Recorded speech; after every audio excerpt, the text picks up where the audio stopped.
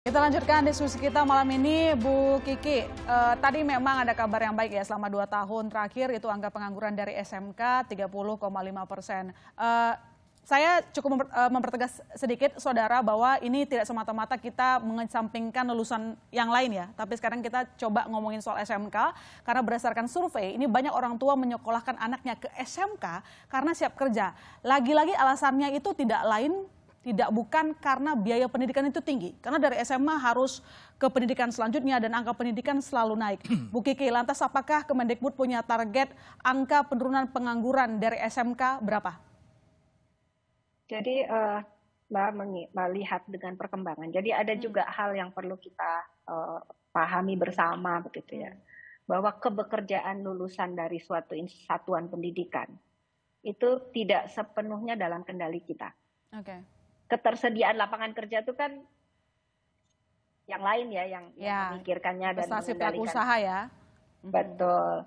Dan oleh sebab itu kami tidak menargetkan lulusan itu dalam konteks employability itu selalu bekerja di suatu entitas bisnis begitu. Tapi juga kami menyiapkan menjadi wirausaha. Nah, dengan paradigma bahwa employability itu bisa diukur dengan bekerja di industri atau DUDI tadi, menjadi wirausaha, atau ada juga tadi saya senang sekali adik-adik kita yang muda tadi punya pemikiran yang sangat luar biasa ya.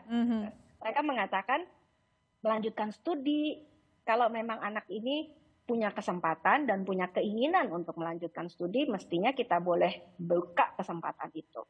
Jadi yang kita sebut sebagai employability itu 3. BMW kami menyebutnya, bekerja, melanjutkan studi dan berwirausaha. Nah, kalau kita lihat ke sana, maka orang tua memang sekarang kan lebih real ya, lebih oke. Anak-anak kita mesti bagaimana nih gitu. Dan mereka memilih SMK.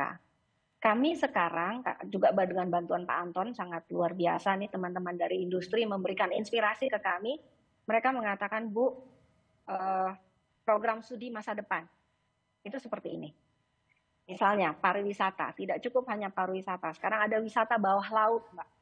Ada prodi wisata bawah laut, mengingat potensi Indonesia.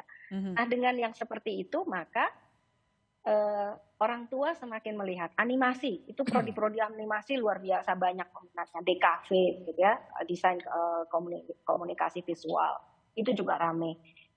Ilmu komputer juga banyak sekali. Jadi kita atas saran dari industri juga membuka program studi berorientasi masa depan, ya, itu yang kemudian menarik anak-anak muda kita sekarang.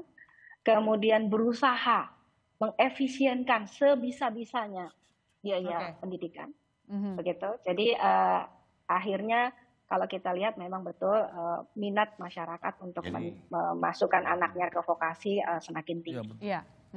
Ya benar sekali Bu, itu concern soal biaya pendidikan, kadang-kadang naiknya kemahalan Bu, nggak semua orang sanggup. Jadi saya rasa ini juga harus jadi perhatian juga ya dari Kemendikbud untuk memantau sekolah-sekolah, kalau bisa dikasih batasan atas kali Bu ya.